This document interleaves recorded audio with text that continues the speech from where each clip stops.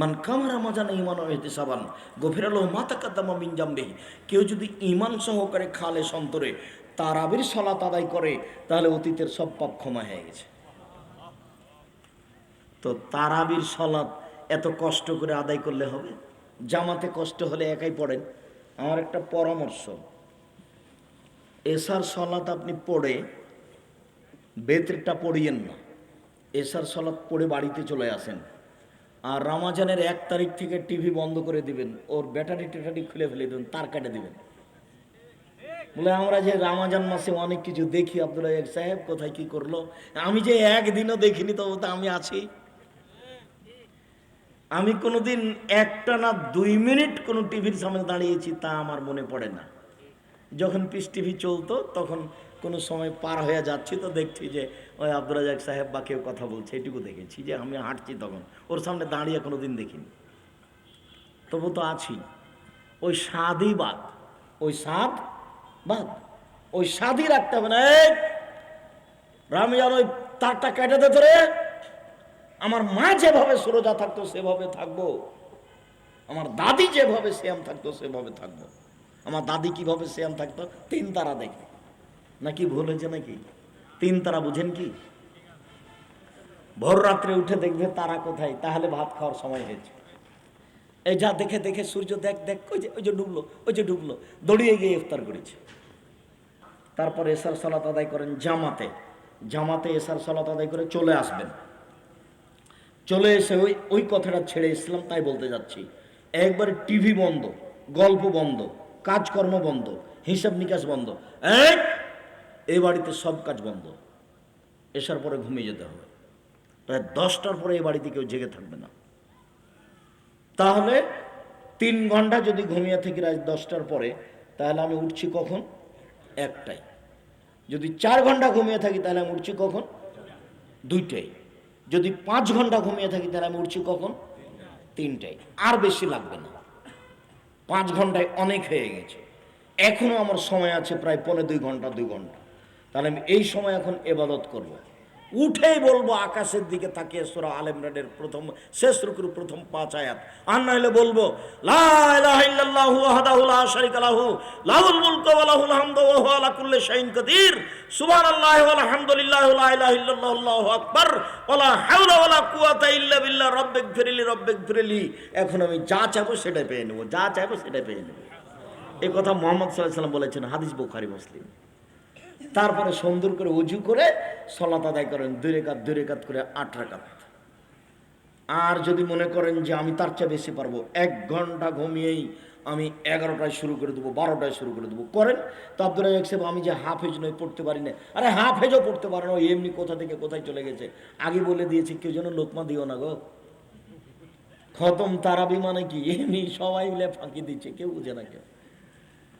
20 রাকাত, 10 রাকাত মানে যখন হয়েছে তখন বলছে আল্লাহর সামনে আরো 10 রাকাত আছে। এটা ইবাদত নয়, এটা ইবাদত নয়। আর পিছনে যারা আছে তারা কেউ লোকমা দেয় না, তার মানে লোকমা দিলে তো এত ভুল হচ্ছে, টাকা দিবে না তো। যারা টাকা দিচ্ছে তাদের তো, ওরা তো সচেতন মানুষ, ওরা তো মাস্টার মানুষ বা ব্যবসায়ী মানুষ, ওরা চোখ দেখলে বুঝতে পারে 19-20 ঘটনা কি, তখন অন্ধই চলছে, যেখানে পড়ছে পড়ছে। মাসের শেষে বললো যে খতম তারাবি হয়ে গেছে। 30 পারা কোরআন, 30 পারা কোরআন তো সহজ নয়। যার জন্য আল্লাহ রাসূল একটা সহজ পথ বলেছেন, না সূরা ইখলাস 3 বার পড়ে নাও, দিয়ে কোরআন মাজিদ পড়ার সময় নেকি নিয়ে নাও। ওটাও অনেক মর্যাদা। 1 মাসে পড়ো, 15 দিনে পড়ো, 7 দিনে পড়ো, 3 দিনে পড়ো, কোরআন মাজিদ শুরু থেকে শেষ পর্যন্ত পড়ো। অনেক ভালো সূরা বাকারা পড়ো, আলে ইমরান পড়ো, অনেক ভালো। সূরা বাকারা আর সূরা আলে ইমরান তোমার পক্ষে বিচারের মাঠে আল্লাহর মুখোমুখি এমন কঠিনভাবে লড়ে যাবে, তর্ক বিতর্ক লাগিয়ে দিয়ে সূরা বাকারা আপনার পক্ষে আগে তাকে জান্নাতে দিতে হবে, তারপরে কথা। আল্লাহ বলছে নাও পাপী জাহান্নামে যাবে, সূরা বাকার বললো জি না, আমাকে পড়েছো তাকে আগে জান্নাতে দিতে হবে, তারপরে কোনো কথা। আপনার পক্ষ হয়ে সূরা বাকারা তুমুল ঝগড়া করবে আল্লাহর সাথে, আপনাকে আগে জান্নাত দিবে, তারপরে বা সূরা বাকারা থামবে। আমি আর আপনি তো বুঝলাম না, তখন সহজ করে দিয়েছেন আল্লাহ রাসূল। তাহলে এক কাজ করো, সূরা ইখলাস 3 বার পড়ো, সব হয়ে যাবে। 1 মিনিটে 1 বার কোরআন মাজিদ, 1 মিনিটে 1 বার কোরআন মাজিদ। আব্দুর রাজ্জাক সাহেব এত সহজ? জি, আপনি ব্যাগ ভরে নেন না নেকিতে, সমস্যা নেই। 4টা কাজ থাকলে কবরের শাস্তি হবে না। এক, সূরা মুলক ঘুমানোর সময় পড়লে কবরের শাস্তি হবে না। 2, জুমার দিনে মারা গেলে কবরের শাস্তি হবে না।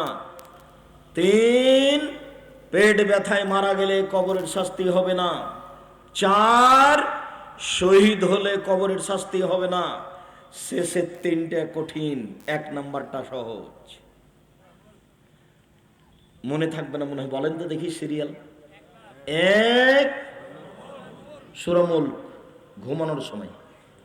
2, জুমার দিন মারা গেলে। 3, পেট ব্যথায় মারা গেলে। 4, শহীদ হয়ে গেলে। বাড়ির দিকে যাবেন আর বলবেন আব্দুর রাজ্জাক সাহেব কি বললো গো? 1, হ্যাঁ সূরা জুমার দিন। আর কি যেন? ও ওই যে সূরা মুলক পড়লেন। তো 2টা তো হলো। তো আরো তাহলে ও হ্যাঁ, পেট ব্যথায় মারা গেলে। আর 4 নাম্বারটা তো মনে আছে, ওটা তো শহীদ। দেখেন সিরিয়ালের 4টার মধ্যে শেষের 3টে কঠিন আছে। জুমার দিন তো আমি আর আপনি তো বলতে পারছি না। আব্দুর রাজ্জাক হিসেবে হিন্দু যদি জুমার দিনে মারা যায়, ওসব কথার দরকার নাই। মানে ওটার কথা তো হিসাব না, ওটা আপনি নিয়ে আসছেন কেন? ওর তো ঈমান নাই। একটা খারাপ মানুষ ছিল, আল্লাহকে মানতো, সালাত আদায় করতো না, ও জুমার দিন মারা গেছে।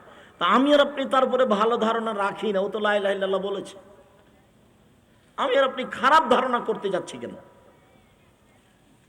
আমার আর আপনার তার উপরে খারাপ ধারণা করাতে সুবিধাটা কি? ও তো গেছে। ভালো ধারণা হতেই পারে, জুমার দিন তো আল্লাহ রাসূল বলেছেন। তো তবু এটা নাগালের বাইরে গেল। আর পেট ব্যথাও নাগালের বাইরে গেল। তারপরে শহীদ, এটাও নাগালের বাইরে গেল।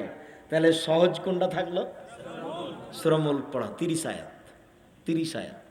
মুরব্বী ভাইজান, 1 মাস 15 দিনে শিখতে হবে। এই ছেলেরা, এই তোমরা 7 দিনে শিখবা। তোমরা 7 দিনে কোরআন মাজিদ পড়া শিখতে হবে, জরুরি। নইলে পড়া ঠিক করে নাও।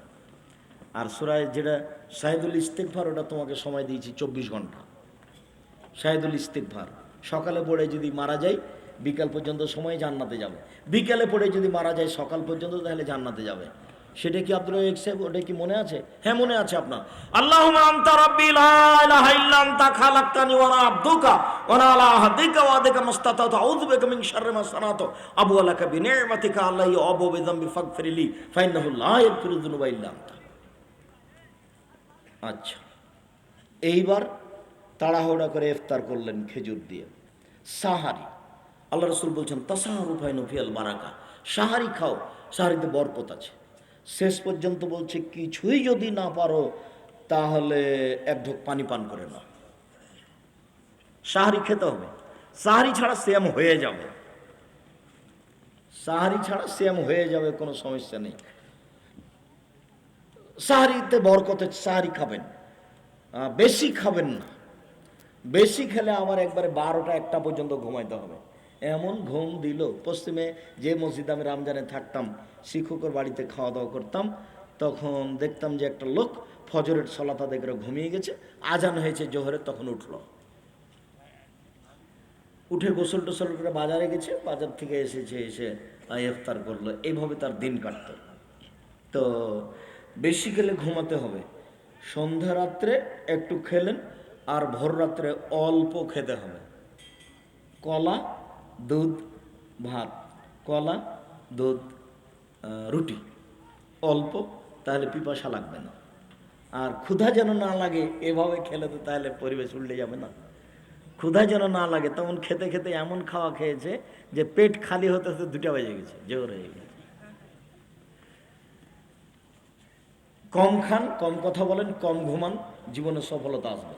আল্লাহ রাসূল দিন রাত অলসতা থেকে পরিত্রাণ চাইতেন। আল্লাহ তুমি আমাকে অলসতা থেকে বাঁচাও, আল্লাহ তুমি আমাকে অলসতা থেকে বাঁচাও। অলসতা কি জিনিস, যে আল্লাহর নবী এভাবে বাঁচতে চাইতেন। অলসতা মানে বেশি ঘুমায়, অলসতা মানে কোনো কাজ করতে চায় না, অলসতা মানে দিন মজুরি করতে চায় না, অলসতা মানে রিক্সাওয়ালা গিয়ে রিক্সার সিটের ওপর বসে আছে, বেকুবটা সারাদিন বসে আছে, বিকেলে একটা ভাড়া মেরে চলে এসেছে, স্ত্রীর সাথে গন্ডগোল।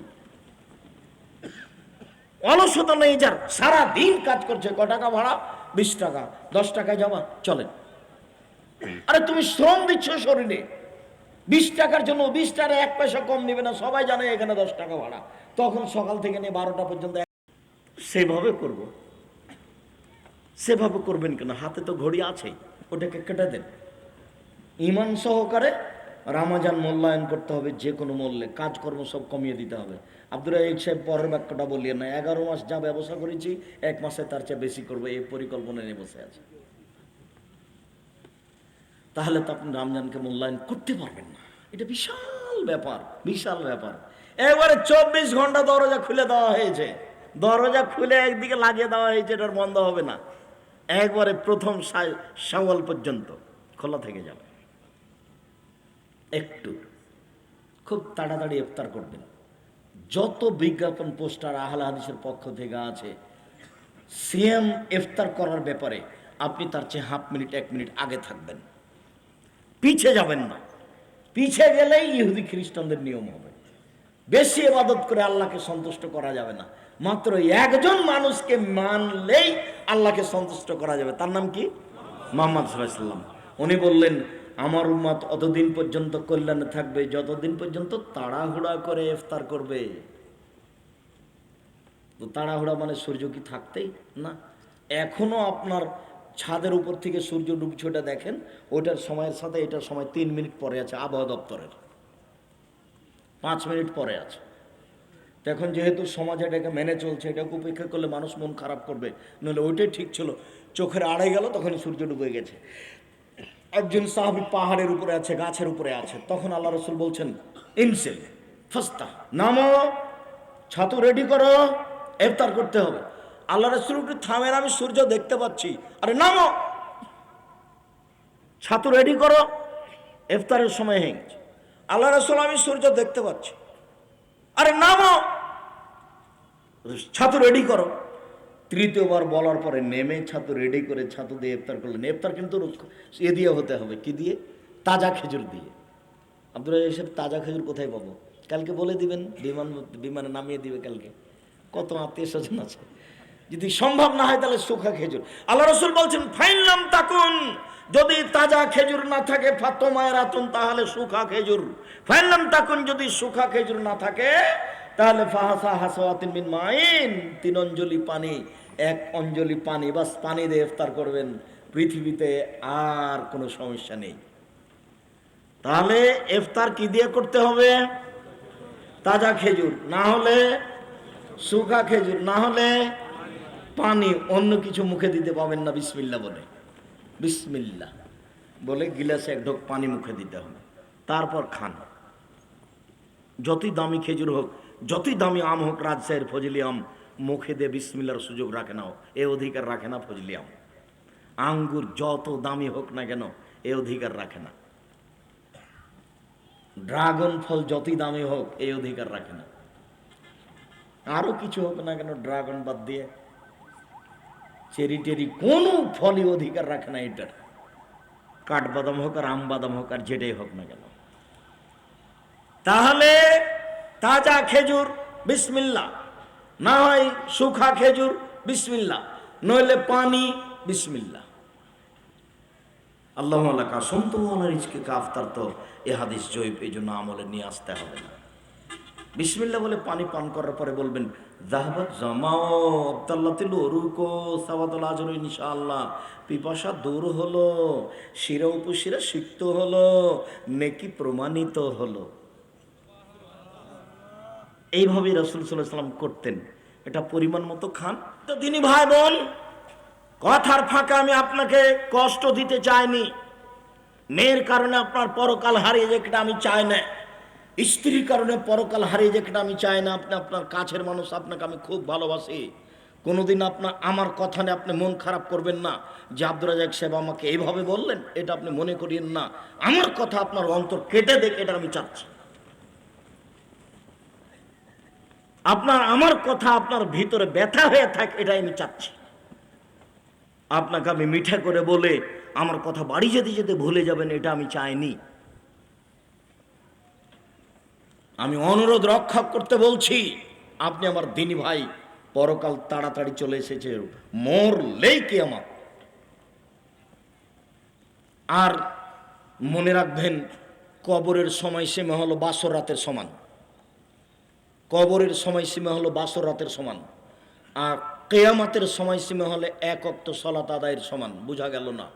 বাসর রাতের সমান মানে যদি উত্তর ঠিক হয়ে যায়, যখন জিজ্ঞাসা করা হবে, যদি উত্তর ঠিক হয়ে যায়, তখন ফেরেশতারা বলবেন নাম কানামাতিল আরুসে লায়ুকে জহিল্লাহ বাহলেহি, আরে ঘুমিয়ে যাও তুমি বাসর রাতের ঘুমানোর মতো, যাকে কেউ জাগায় না অতীব প্রিয় মানুষ ছাড়া। আরে তুমি ঘুমিয়ে যাও বাসর রাতের ঘুমানোর মতো, যাকে কেউ জাগায় না অতীব প্রিয় মানুষ ছাড়া। বাসর রাতের ঘুম।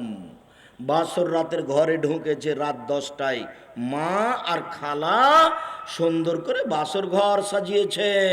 মোহাম্মদ সাল্লাল্লাহু আলাইহি সাল্লামের বাসর ঘর সাজানো হয়েছিল, আয়েশাকে সুন্দরী করে সাজানো হয়েছিল।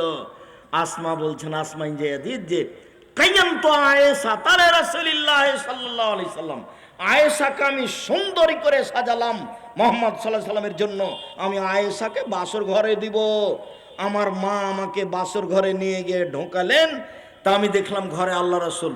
আমি অবাক হয়ে গেলাম, ব্যাপারটা কি? আমি তো এরকম অবস্থায় দেখিনি কোনো দিন। সকাল 9টা, তখন আল্লাহ রাসূল ছাড়া ঘরে কেন কেউ নাই? আমি একটু অবাক অবাক ভাব যে এরকম কেন। তো একটু আগে দেখলাম আমার মা আমার গায়ে মুখে যা ধুলোবালি লেগেছিল এগুলো ধুয়ে দিয়ে একটা ঘরে নিয়ে গেলেন। দেখি সেখানে আনসারীদের মহিলা, আনসারি মহিলারা আমাকে সাজালো। কি দিয়ে সাজালো তা তিনি বলেননি, তবে বলছেন আনসারি মহিলারা আমাকে খুব সুন্দরী করে সাজালো। তারপর একটা ঘরে নিয়ে গেলেন আমার মা, দেখি সেখানে আল্লাহ রাসূল কেউ নেই। তা আমি একটু অবাক অবস্থায় আছি। ইতিমধ্যে আসমা বিনতে ইয়াজিদ ঢুকে শরবত নিয়ে ঢুকে বলছে, এই শরবতের গ্লাসটা নাও, রাসূলকে দাও। তো আমি লজ্জা পেয়ে গেলাম, আমি তো রাসূলের হাতে সরাসরি কোনোদিন কিছু দিইনি। তা আমি লজ্জা পেয়ে গেলাম, আমি লজ্জা পেয়ে একটু নত হয়ে আছি, একদম হাট নেও, রাসূলের হাতে দাও। তা আমি নিলাম, রাসূলের হাতে দিলাম। আল্লাহ রাসূল শরবত পান করলেন। তারপর আল্লাহ রাসূল আমাকে বলছেন যে তুমি আসমাকে দিয়ে দাও। তখন আসমা বলছেন, না না না না না, আপনার হাত থেকে নিতে চাই, আপনার হাত থেকে নিতে চাই। আচ্ছা আচ্ছা ঠিক আছে দাও। তো আল্লাহ রাসূল আবার আসমাকে দিলেন, তারা পান করলেন। বাসর ঘরে মিঠাইয়ের ব্যবস্থা করতে হয়। বাসরাত মা সাজিয়েছেন, খালা সাজিয়েছেন, চাচা তো বোন আর ভাবি যদি সাজায় তাহলে এটাই জেনার ঘর। এটা হতে পারে না। চাঁপাইনবাবগঞ্জের বিবাহের শুরু থেকে না শেষ পর্যন্ত একটাও জায়েজ নয়। আমি জানি না এলাকার নাম কি, ভাগ দিয়ে। ভাগ দিয়ে হতো ভালো এলাকায়, মেয়েরা নাচে না, মেয়েরা গান করে না, থোবড়া করে না, রং ছিটাছিটি করে না, ভালো করে। যদি তুই বাড়ির পুরুষ মানুষ নেই, এই দাঁত খুলে দেবো একবারে। কই আমাদের বাসাতে তো আসে এরকম দিন, দু একটা এসেছে, মানে কেউ স্বপ্ন ভাবতে পারবে না যে এরকম কিছু হতে পারে। চাঁপাইনবাবগঞ্জ জেলার বিবাহের শুরু থেকে শেষ পর্যন্ত একটা কাজও যায় নয়, সবই হারাম। ভাগ্যেও হতে পারে বিবাহের শুরু থেকে শেষ পর্যন্ত একটা কাজও যায় নয়, সবই হারাম। মাতাব্বরি সব জায়গাতে করতে হবে, চেয়ারম্যান মেম্বারি খালি ওখানে করতে হবে, এখানেও করতে হবে। তো সুন্দর করে সাজানো আছে ঘর, বাসর রাতের ঘর। আপনি ঢুকলেন, ঢোকে আগে মাথায় হাত দিয়ে দোয়া পড়তে হবে, তারপরে 2 রাকাত সালাত আদায় করতে হবে আগে পিছে হয়ে। তারপর একটু কথা হলো, দাম্পত্য জীবনে গেলেন, তারপর কিছু কথা বললেন। রাত 10টায় ঢুকে কথাবার্তা বলতে সব কিছু হতে হতে রাত 2টা বেজে গেল। এখন ঘুমাইলেন, তখন ঘুমিয়ে 3টা বেজে 5টা বেজেছে, তখন স্ত্রী বলছেন উঠেন, আজান হয়ে গেছে, সালাত আদায় করেন। তখন আপনি এভাবে চোখ মোড়াতে মোড়াতে, আরে এখনই ঘুমালাম মাত্র। আপনি যদি ভালো মানুষ হন তখন বিচারের মাঠে আপনি এইভাবে উঠবেন, আরে এখনই ঘুমালাম আর তুমি এভাবে জাগাচ্ছ মানে, অথচ আপনি 50,000 বছর থেকে ঘুমিয়ে আছেন। আপনার মরাজ থেকে 4 কোটি বছর আগে হয়েছে। কতদিন আগে? 4 কোটি বছর আগে হয়েছে। কিন্তু আপনি যখন উঠলেন তখন মনে হলো যেন এখনই আমাকে জাগালো। আমি তো এই মাত্র শুনলাম, আরে আজকে তো কথাবার্তা বলতে, মিলন করতে, আর 2 রাকাত সালাত আদায় করতে, মাথায় হাতে দোয়া পড়তে, কি কি করতে, আনন্দের কথা বলতে বলতে কত কথা বললাম, দেখি রাত 3টে। তো এখন ঘুমাইতে গেলাম তো 5টায় তো আজান হবে, 5টায় এখন বউ বলছে উঠেন, তখন মনটাই খারাপ, এভাবে চোখ কচলাচ্ছি। অথচ আমি ঘুমিয়েছি কতদিন আগে? 4 কোটি বছর আগে। এর নাম কবর। বুঝাতে পারলাম না। তো যদি ভালো মানুষ না হয় তাহলে সব সময় চলছে হোক। পিটন চলছে সব সময়। এমন পিটন যে এখান থেকে 50,000 কোটি কিলোমিটার দূরে যে বস্তু আছে সেও শুনতে পাই এই কবরের চিৎকার। পাচ্ছে, আমি আর আপনি পাই না। এই মেশিনটা পাচ্ছে, এখানে চিৎকার করছে। এই মেশিনটা পাচ্ছে, সামিয়ানাটা পাচ্ছে, আলোটা পাচ্ছে। পৃথিবীর জীবজন্তু, কীট পতঙ্গ, পদার্থ, জড় পদার্থ সব কিছু শুনতে পাচ্ছে তার চিৎকার। বাপরে মারে করে চিল্লাচ্ছে, যে এত যে চিল্লাচ্ছে, যে মারছে সে দেখতে পায় না। এত যে চিল্লাচ্ছে, যে সে মারছে সে কানে শুনতে পায় না। আল্লাহ কিভাবে করেছেন দেখেন, যে মারছে তার কান বহিরা, শুনতে পায় না। যে মারছে সে অন্ধ, কানা, ও দেখতে পায় না। ওকে আল্লাহ কানা করে সৃষ্টি করেছেন, ওকে বহিরা করে আল্লাহ সৃষ্টি করেছেন। ও কানে শোনে না, চোখে দেখে না, কোথায় মারছে সেটা বিবেচনা করে না। 4 কোটি বছর থেকে মারছে, 50,000 বছর থেকে মারছে, বিচারের পূর্বদিন পর্যন্ত মারবে। এটা হলো কবর। আর কিয়ামত এক ওয়াক্ত সালাত আদায়ের সমান। কতখানি? মাগরিবের সালাত কয় মিনিট? 5 মিনিট। জোহরের সালাত কয় মিনিট? 7 minute, 10 minute. এতে বিচার শেষ হয়ে যাবে। কি এই ছেড়ে দাও, বিচার শেষ। একটু যদি বিচার লেট হয়, জুলুমের কারণে জাকাত দেনি সেই জন্য ও জালেম, তাহলে একটু লেট মানে একদিন সমান 50,000 বছর, 3 দিন সমান 1.5 লক্ষ বছর। আপনার বিচার কতদিন পরে হবে তা আমি বলতে পারছি না। রাসূল সাল্লাল্লাহু আলাইহি ওয়াসাল্লাম বলেছেন, যতদিন পর্যন্ত বিচার শেষ না হচ্ছে ততদিন পর্যন্ত আপনি আটকা থাকবেন। আপনি জালেম। যে কিভাবে জালেম হয় আব্দুর রাজ্জাক সাহেব? রিকশাওয়ালাকে থাপ্পড় মেরেছে এই জন্য জালেম। দলীয় দাপট দেখে আর নিঃস্ব মানুষটাকে বাড়ি থেকে বের করে দিয়েছে, এই জন্য জালেম। আরে জেলে আছে পাড়ার মানুষ, ওকে করেছে 1 নম্বর আসামি। ওই সময় তো রংপুরে ছিল, সাক্ষী জজের সামনে বলছে এভাবে যে আমি 2 চোখে দেখেছি তাকে মারতে। অথচ যার নাম বলেছে সে ওই সময় তো কোথায় ছিল? রংপুরে ছিল। সাক্ষী বলছে আমি 2 চোখে মারতে দেখেছি। টাকার দাপট কত, দলীয় দাপট কত! পৃথিবীতে সবচেয়ে বড় পাপ 3টি। 1 যে শিরক করে, 2 যে বাপ মাকে মানে না, 3 যে মিথ্যা সাক্ষী দেয়। এখনো জেনা পড়ে আছে। জেনা খারাপ, তবে মিথ্যা সাক্ষীর মতো নয়। বুঝাতে পারিনি কথা হলো? সুদ ঘুষ খারাপ, কিন্তু মিথ্যা সাক্ষীর মতো নয়। মানুষকে মেরে ফেলা খারাপ, তবে মিথ্যা সাক্ষীর মতো নয়। মিথ্যা সাক্ষী সিরিয়ালে কত নম্বর পাপে আছে? 3 নম্বর পাপে আছে। অথচ সিরিয়ালে জেনা আছে, অথচ সিরিয়ালে সুদ ঘুষ আছে, অথচ সিরিয়ায় এতিমের মাল আছে, অথচ সিরিয়া মানুষের উপর অপবাদ লাগানো আছে। এগুলো সিরিয়ালে আছে, বড় পাপ হিসাবে কিন্তু আসেনি এখানে। সম্মানিত দিনী ভাই বোন, রাসূল সাল্লাল্লাহু আলাইহি ওয়াসাল্লাম বলেন, মান সামাইয়ামান ফি সাবিলিল্লাহ বাদাল্লাহু জান্নারি সাবিনা খরিফা। কেউ যদি আল্লাহকে সন্তুষ্ট করার জন্য একদিন সিয়াম থাকে, তাহলে তাকে জাহান্নাম থেকে 70 বছরের পথ দূরে সরিয়ে দেওয়া হবে। তিনি বলেন, মান সামাইয়ামান ফি সাবিলিল্লাহ বাদাল্লাহু জান্নারি মেয়া মাসিরা। কেউ যদি আল্লাহকে সন্তুষ্ট করার জন্য একদিন সিয়াম থাকে, তাহলে তাকে জাহান্নাম থেকে বা তার থেকে জাহান্নামকে 100 বছরের পথ দূরে সরিয়ে দেওয়া হবে। তিনি বলেন, কেউ যদি আল্লাহকে সন্তুষ্ট করার জন্য একদিন সিয়াম থাকে, তাহলে তার মাঝে আর জাহান্নামের মাঝে একটা গর্ত তৈরি করা হবে, যে গর্তের ব্যবধান হলো আকাশ জমিনের ব্যবধান, অর্থাৎ 500 বছরের পথ। অর্থাৎ একদিন সিয়াম সমান 70 বছরের পথ জাহান্নাম দূরে সরে যাবে। একদিন সিয়াম সমান 100 বছরের পথ জাহান্নাম দূরে সরে যাবে। একদিন সিয়াম সমান 500 বছরের পথ জাহান্নাম দূরে সরে যাবে। সব মিলে সিয়ামের বিনিময় হলো জান্নাত। নফল সিয়াম আজও 2, 4, 5টা করা যায়। আমি জানি না শাবানের 1 তারিখ থেকে আপনি সিয়াম ছিলেন কি না, না 15 তারিখের প্রতারণায় আছেন। ভাগ্যের মাটিতে 15 তারিখের প্রতারণা ঢুকেনি। ভাগ দিয়ে কেন? একবারে ওই বেড়ায়ের থেকে নিয়ে এই পুরো এলাকা, একবারে শীতলক্ষ্যা নদী পর্যন্ত পুরো এলাকাতে এরকম প্রতারণা ঢোকেনি যে 15ই শাবান করলে সব হয়ে যাবে। ওসামা বিন যায়েদ রাদিয়াল্লাহু তাআলা আনহু বলেন, আমি আল্লাহ রাসূলকে বললাম, লামারাকা তাসুমু মিন শাহরিন মা তাসুমু মিন শাবান।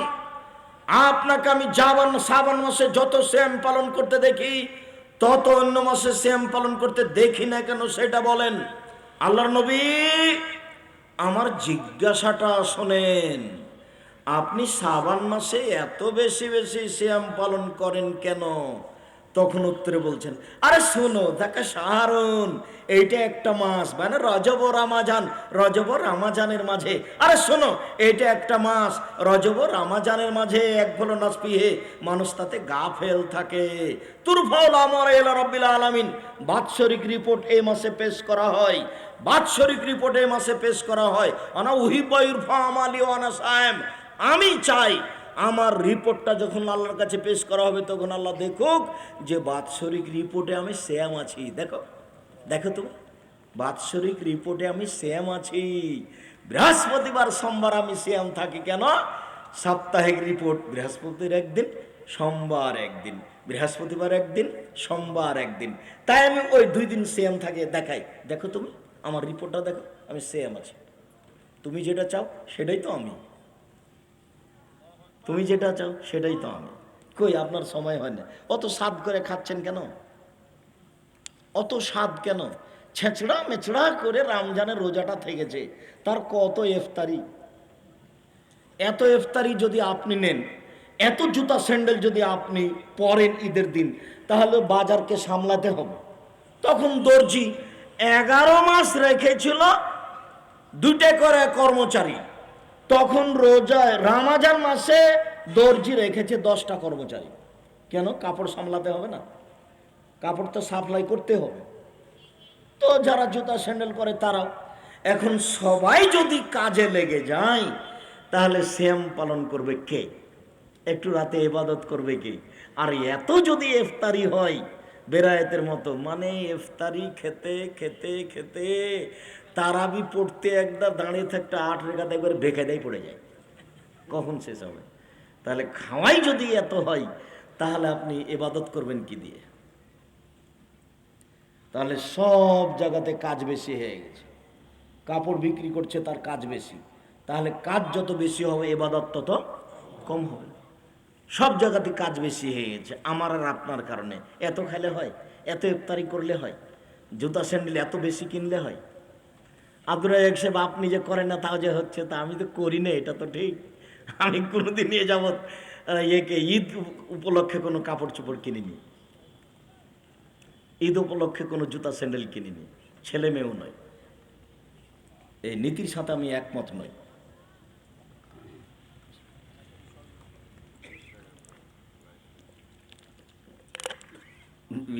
তারাবি আছে, খুব গুরুত্বপূর্ণ মাস চলে এসেছে, আপনাকে আমি বুঝাতে অক্ষম। আজান দিলে সব দরজা খোলা হয়, সূর্য ঢোলার সাথে সাথে সব দরজা করে খটখট খট খুলে গেছে সব। রাত 12টার পরে সব দরজা খুলে দেওয়া হয়। আর রমজান মাস এমন একটা আশ্চর্য মাস, পুরো 29-30 দিন সব দরজা খোলা আছে, 24 ঘন্টা, 24 ঘন্টা। আজান দিলে সব দরজা খুলে গেছে, একটু পরে বন্ধ হয়ে যাবে। রাত 12টা হয়েছে, সব দরজা খুলে গেছে, একটু পরে বন্ধ হয়ে যাবে। দিন দুপুর হলে সব দরজা খোলা হয়ে গেছে, একটু পরে বন্ধ হয়ে যাবে।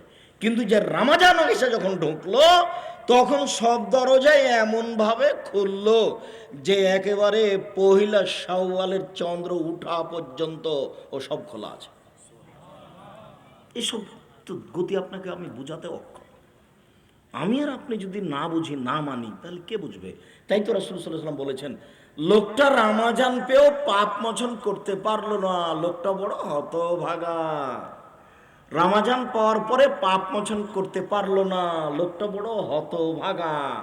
তিনি বলেন যে আকাশ থেকে সবসময় ফেরেশতা বলে, এই শোনো, ইবাদতের দিকে তাড়াতাড়ি আসো, পাপ কাজ থেকে দূরে সরে থাকো, জাহান্নাম থেকে মুক্তি ঘোষণা করা হলো। প্রত্যেক রাতে সকাল পর্যন্ত খালি চিৎকার, খালি চিৎকার ফেরেশতার। আমের আপনি তো শুনতে পাই না, পুরো রমজান এইভাবে, পুরো রমজান। রাসূল সাল্লাল্লাহু আলাইহি ওয়াসাল্লাম বলছেন, মান সামা রমাদান ঈমানান ওয়া ইহতিসাবান গুফিরাল্লাহু মা তাকাদ্দামা মিন জামবিহি। ঈমান সহকারে নেকির আশায় খালেস অন্তরে যদি রমজান মাসের সিয়াম পালন করে, অতীতের সব পাপ মুছে গেছে। আর প্রতিদান আমি দিব। তাহলে সিয়াম পালন করে 2, 4, 5 নেকি নেই, 200 নেকি নেই, 500 নেকি নেই। রাসূল সাল্লাল্লাহু আলাইহি ওয়াসাল্লাম বলছেন, কেউ যদি জানা যায় তাহলে 1 কেরাত নেকি পাবে। যদি মাটি দেওয়া পর্যন্ত থাকে তাহলে 2 কেরাত পাবে। 1 কেরাত সমান হল ওহুদ পাহাড়ের সমান। ওহুদ পাহাড় হলো 4 কিলোমিটার প্রশস্ত, 8 কিলোমিটার লম্বা। নিচে কত আছে তা মানুষ জানে না। কেউ যদি কুকুর পালে, ট্রেনিং প্রাপ্ত কুকুর ছাড়া, তাহলে প্রত্যেক দিন 1 কেরাত করে নেকি কমে যাবে, 1 কেরাত করে নেকি কমে যাবে। আর কুকুর যদি বেশি বিষাক্ত হয় তাহলে 2 কেরাত করে কমবে। 1 কেরাত সমান ওহুদ পাহাড়ের সমান। ও সালাতি আদায় করেনি, ওর নেকি কোথায়? এমনি গরু ছাগলের মতো আছে, খাচ্ছে থাকছে। বেশি ঢাকার এই সাইডে বাড়ি, অনেক ব্যবস্থাপনা, তরকারি 32 প্রকার তরকারি। কত? 32 প্রকার। আব্দুল রাজাক সাহেব আপনার জন্য 32 প্রকার তরকারি রেডি, 16 আইটেমে ভর্তা।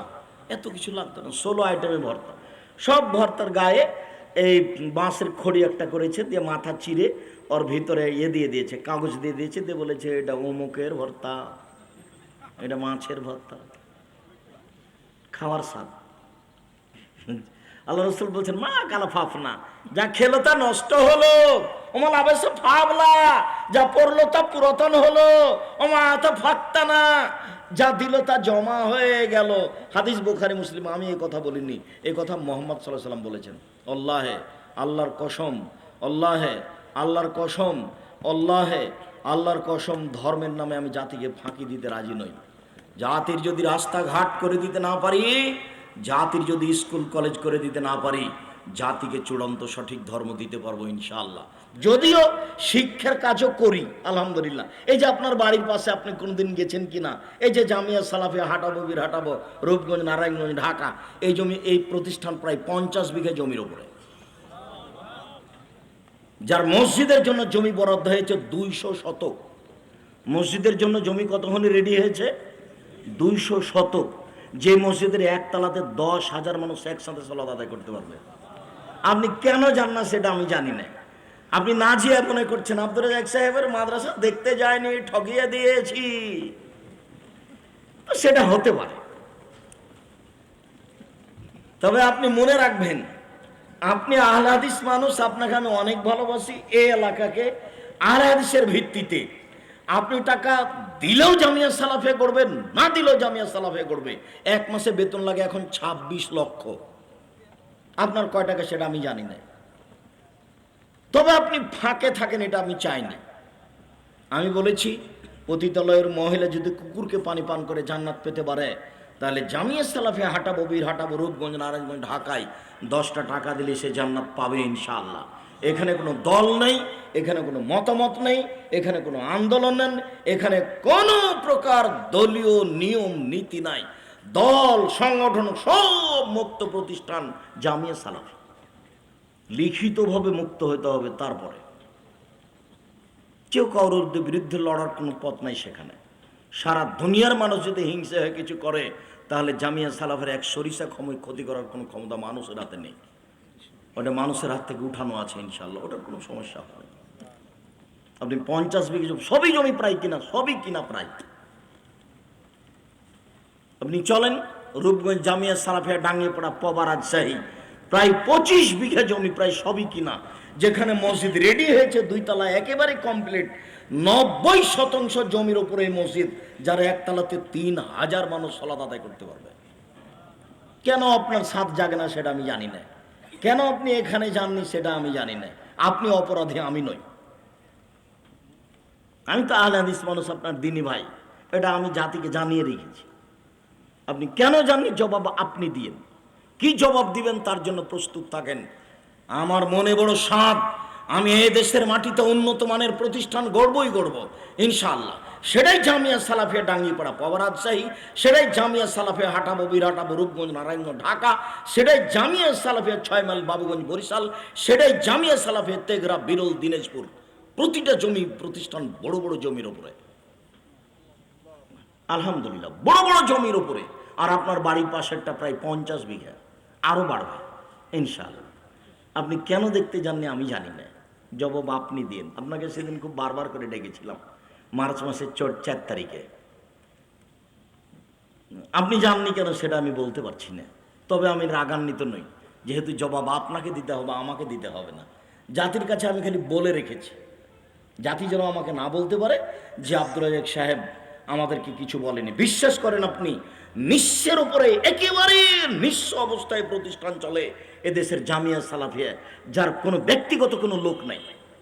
সব প্রতিষ্ঠানের কিছু লোক আছে, এই জামিয়া সালাফের কোনো লোকই নাই, একেবারেই শূন্যের উপরে, যেটা হলো কচুর পাতার পানি। আমরা চাঁপাইনবাবগঞ্জের মানুষে বলি যে আব্দুল রাজ্জাক বিন ইউসুফ হলেন কচুর পাতার পানি, মানে কচুর পাতার উপরে পানি আছে, তো একটু বাতাস হলে টলমা টলমা পড়লো। এর অবস্থা যেমন আব্দুল রাজ্জাক সাহেবের অবস্থা তেমন, মানে কিছুই নাই, এমনি শূন্যের উপরেই চলে। তো এত সাহস কিসের? আমি জাতির ক্ষতি করি না, জাতির টাকা পয়সা নষ্ট করিনি, এটা আমার বিশ্বাস। আপনার 10 টাকা আমি ক্ষতি করি না। আপনার প্রতিষ্ঠানে জামিয়া সালাফে আমি অ্যাকশনটা খেলে আমি তার টাকা দিয়ে দিই। আমি আপনাদের প্রতিষ্ঠানের অ্যাকশনটা সুবিধা ভোগ করবো না ইনশাল্লাহ, করিনি, করবো না ইনশাল্লাহ। জামিয়া সালাফে এদেশের উন্নত মানের প্রতিষ্ঠান হিসাবে গড়বে ইনশাল্লাহ, যেখানে ছেলে মেয়েরা বাংলা, ইংরেজি, আরবি উন্নত মানের শিক্ষা অর্জন করে জাতির অন্যায়ের বিরুদ্ধে লড়বে, মুখে কলমে মিডিয়ায়। মুক্ত দেখতে পাচ্ছেন কত শত আছে সামনে লাইনে। কলম তো আছে মাসিক আল ইতিসাম পত্রিকা, এ মানের পত্রিকা এদেশে নাই। 50টা প্রশ্নের উত্তর আছে, 10 জন মুফতি আছে, 10 জন খালি মুফতি,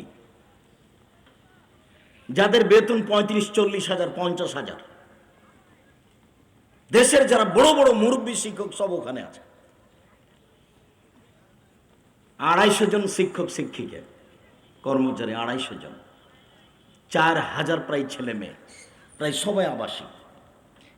কেন আপনার সাধ হয় না? আমি সহযোগিতা করতে বলিনি, আমি বলেছি যে আপনি খালি বলবেন আল্লাহ তুমি জামিয়া সালাফে কবুল করো, এইটুকু আমার দাবি। বাকিটুকু কিভাবে হবে সে ও জানে। কবুল যখন হয়ে যাবে তখন সে দেখবে আমার জিম্মেদারি থেকে আমি মুক্ত হয়ে গেলাম, কবুল হয়ে গেছে, বাস তারই জিম্মেদারি চলে গেছে। তা আমি দিন রাত ভয় পাই যে আমার কোনো কথা কর্মের কারণে যদি একটু নড়চড় হয়ে যায় তখন সারা দুনিয়া লেগে আর কিছু করতে পারবো না। যার জন্য বলি মাঝে মধ্যে, রাতে খুব বেশি বলি যে আমার কোনো কথায় কর্মে এটা যেন পরিবর্তন না হয়। তুমি দেখো আমি মানুষ, আমার ভুল ত্রুটি থাকতেই পারে, আর আমি এসব কাজ নিজে নিইনি, আমি নিজে এইসব প্রতিষ্ঠান গ্রহণ করিনি, মানুষ জোর করে আমার উপরে চাপিয়ে দিয়েছে। অতএব তুমি যেহেতু তুমি চাপিয়ে দিয়েছ, কাজে তুমি সাহায্য করো। আর আপনি হিসাব করেছেন আমি একটা নিঃস্ব মানুষ, যার 1 মাসের বেতনের জন্য আমি মরা পর্যন্ত কাজ করলে হবে না। আমি যে শিক্ষকতা করি, আমি যে টাকা ইনকাম করি, তাতে যদি আমি মরা পর্যন্ত ইনকাম করিতে 1 মাসের বেতন করতে পারবো না। 26 লক্ষ এখানে আছে। সম্মানিত দিনী ভাই বোন, আরও যেগুলো সাইড আছে সেগুলো তো বললামই না।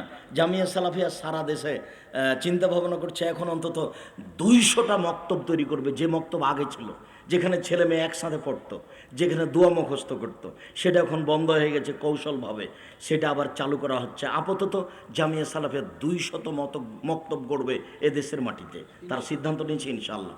তার বেশ কিছু তৈরি হয়ে গেছে, সময়ের গতিতে হবে।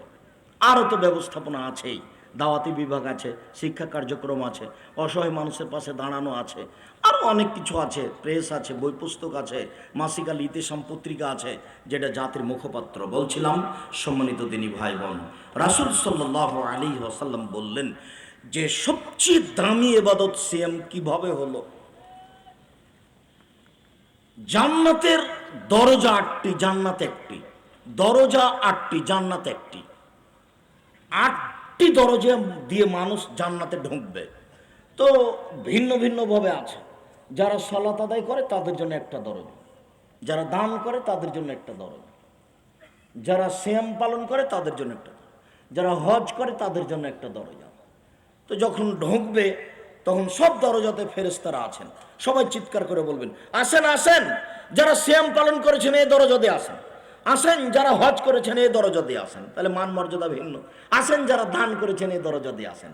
এখন রাসূল সাল্লাল্লাহু আলাইহি ওয়াসাল্লাম বলছেন এই যা দাখিলা আখিরুহুম উগলিকা, সিয়াম পালনকারীর শেষ ব্যক্তি ঢুকে গেলে এই দরজা বন্ধ করা হবে।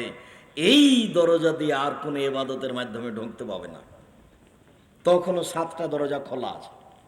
হজ পালনকারীরা দানের দরজা দিয়ে ঢুকে যেতে পারবে, দানকারীরা হজ পালনকারীদের দরজা দিয়ে ঢুকে যেতে পারবে, কিন্তু সিয়াম পালন ব্যতীত এই দরজা দিয়ে ঢোকা যাবে না। এটা ভিন্ন ধরনের ইবাদত, কোন ইবাদতের সাথে এর মিল নাই।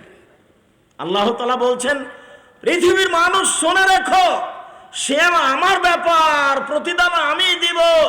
সিয়াম আমার ব্যাপার, প্রতিদান আমি দিব। আমার কারণে সে 2টা জিনিস ত্যাগ করেছে, এই জন্য দিব।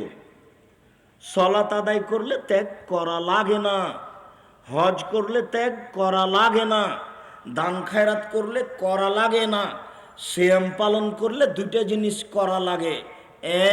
এক, খেতে পায় না, খেতে দেওয়া হয় না, এটা আমার স্বভাব, আমিও খাই না। তো আল্লাহ বলছেন এটা তো তার স্বভাব, আল্লাহর স্বভাব, তো এইটা হলো একটা, এই জন্য দিব। 2, সিয়াম পালন করেছে মানে প্রবৃত্তিকে ত্যাগ করেছে, মন মতো চলবে না, মন মতো চলবে না, এটা ত্যাগ করেছে। সিয়াম আছে মানে ছি ছি ছি ছি ছি, আমি এখানে বসবো না, এখানে বদনাম হয়, আমি সিয়াম আছি ভাই, আমি এসব সাথে রাজি নই, আমি এটা করতে পারবো না, আমি সিয়াম আছি ভাই, আমি এসব গালিগুলোজের মধ্যে নেই। ফজরের আজান থেকে নিয়ে সূর্য ডুবা পর্যন্ত খাওয়া পান করা, স্ত্রী মিলন, যাবতীয় অপছন্দ কথা ও কর্ম থেকে বিরত থাকার নাম সিয়াম। প্রবৃত্তিকে মানে না যে, তাকেই আল্লাহ বলছেন আমি তোমাকে জান্নাত প্রতিদান দিয়ে দিলাম। প্রবৃত্তিকে মানে কে? দাড়ি চাঁচে যে, প্রবৃত্তিকে মানে কে? টাকনুর নিচে প্যান্ট পরে যে, প্রবৃত্তিকে মানে কে? সুদ ঘুষ খায় যে, প্রবৃত্তিকে মানে কে? দোকানে বসে আড্ডা পিটে যে, প্রবৃত্তিকে মানে কে? জুলুমবাজি করে জমি দখল করে যে, প্রবৃত্তিকে মানে কে? দাঙ্গাবাজি করে যে, প্রবৃত্তিকে মানে কে? মানুষকে মানুষ মনে করে না, ক্ষমতা দেখিয়ে চলে, সে প্রবৃত্তিকে মানে। প্রবৃত্তিকে মানে যে জাহান্নামে যাবে যে, নগ্ন পোশাক পরে যে, প্রবৃত্তিকে মানে সে। যেসব মহিলার মাথায় কাপড় দেয় না, মাথায় কাপড় দেয় না যারা, প্রবৃত্তিকে মানে তারা। নগ্ন পোশাকে চড়ে যারা, প্রবৃত্তিকে মানে তারা। নিজে বাজার চলে যাচ্ছে ঢং ঢং করে একটা ব্যাগ হাতে করে, প্রবৃত্তিকে মানে যে জাহান্নামে যাবে সে। ওর স্বামী নাই, ওর বেটা নাই, ওর দেবর নেই, ওর ভাসুর নাই, ওর শ্বশুর নাই, গ্রামবাসীকে মেরে খেয়েছে, ও কেন বাজারে যাবে? ও কেন বাজারে যাবে? ওর স্বভাব কেন এত খারাপ? শ্বশুর দেখতে পায় না, শাশুড়ি দেখতে পায় না, বাপ দেখতে পায় না, মা দেখতে পায় না, সবাই মরে গেছে দুনিয়া থেকে। আত্মমর্যাদার দাম আছে 1 মিনিট। এই ছেলে, এক খেয়ালে বসে থাকো। আমি এত দেরিতে আসতে চাই না, কেন নিয়ে এসছে সেটা আমি জানি না। কোনোদিন আমাকে দাওয়াত দিলে আমি 9:30 থেকে 10টায় আসবো, 12টা পর্যন্ত থাকবো ইনশাল্লাহ, এরকম হিসাব করে তুমি নিয়ে আসবা। আমি আসতে চাইনি, দুনিয়া মাথায় করে প্রয়োজন নেই। আর 10 কিলোমিটার পর্যন্ত তো মানুষকে জানাতে হবে, অনুরোধ করতে হবে। মুসলমান তো আসবে, আসবে, হিন্দু আসবে। হিন্দুরা আমি কিছু শিষ্টাচারের পরিবর্তন করব। হিন্দুও যদি তার শিষ্টাচার পরিবর্তন করে, নীতি পরিবর্তন করে, তাহলে সে দুনিয়াতে সুখে থাকবে, সুখে শান্তিতে দুনিয়াতে থাকবে। মরে গেলে জাহান্নাম যাবে। কেননা চাঁপাইনবাবগঞ্জের ভাষাতে জান্নাতে যাবে তার সুযোগ, জয়ী হয়নি, জয়ী তো পেলাম না। আমি যে গরুটাকে জবে করব, তো মুখটা ইদারার নিচের দিকে পড়ে গেছে, তো আমি তো জয়ী পেলাম না, কি দিয়ে জবে করবে? এর নাম চাঁপাইনবাবগঞ্জের ভাষাতে। তো ও যে জান্নাতে যাবে হিন্দু মানুষটা, তো তার জয়ী তো হয়নি, মানে সুযোগই তো হলো না। সুযোগ কি দিয়ে হবে? লা ইলাহা ইল্লাল্লাহ দিয়ে। লা ইলাহা ইল্লাল্লাহ যখন হয়নি, তখন সুযোগ হয়নি, জান্নাতে যাওয়ার সুযোগই হলো না। ইবাদত পরে, লা ইলাহা ইল্লাল্লাহ আগে। আবু তালেব, আলী রাদিয়াল্লাহু তাআলা বলছেন, আল্লাহর নবী, আপনার চাচা আবু তালেব মারা গেছে। আচ্ছা ঠিক আছে, তুমি যাও মাটি খুঁড়ে তাকে মাটিতে পুঁতে দাও। একটু আগে ওই চাচার কাছে গিয়ে বলছেন, চাচা আপনি খালি লা ইলাহা ইল্লাল্লাহ পড়েন, বিচারের মাঠে কিভাবে জান্নাতে নিয়ে যাওয়া লাগবে সেটা আমি দেখে ছেড়ে দেবো, ঝগড়া আমি করব। আরে বিচারের মাঠে তর্ক বিতর্ক ঝগড়া আমি করব, আপনি খালি লা ইলাহা ইল্লাল্লাহ বলেন। মানে এটা হলো সুযোগ, এই দিয়ে সুযোগ হবে। যে চাচা আমি তো কথা বলতেই পারলাম না। কেন রে বেটা কথা বলতে পারলাম না কেন? বলে আপনি যে লা ইলাহা ইল্লাল্লাহ বললেন না, তখন আমি অপমানে হেঁটে চলে এসেছি, আমার তো হলো না। আপনি খালি লা ইলাহা ইল্লাল্লাহ বলে আমি বাকিটুকু দেখে নিতাম। তা আর একজন বললো যে আপনি মরার কালে এই কথা বলিয়েন না, লোক আপনার বদনাম করবে যে মরার কালে আবু তালেব পরিবর্তন হয়ে গেছে। তখন বলছে ঠিক আছে নাতি, আমি মরার কালে, ঠিক আছে ছেলে, ঠিক আছে বাবা, আমি মরার কালে পরিবর্তন হলাম না, যা ছিলাম তাই। তখন অপমান হয়ে উঠে আসলেন, আলী কি ঘটনা? চাচা মারা গেছে, যাও ওকে কবর মাটি খুঁড়ে পুঁতে দাও, জানাজা হবে না, কাফন দাফন হবে না। যার কাছে চিরদিন থাকলেন মোহাম্মদ সাল্লাল্লাহু আলাইহি সাল্লাম, তিনি বলছেন ওর জানাজা নাই, ওর কাফন দাফন নাই, ওর নামে ক্ষমা নাই, ওর নামে কিছুই নাই, যাও মাটিতে পুঁতে দাও, শ্মশান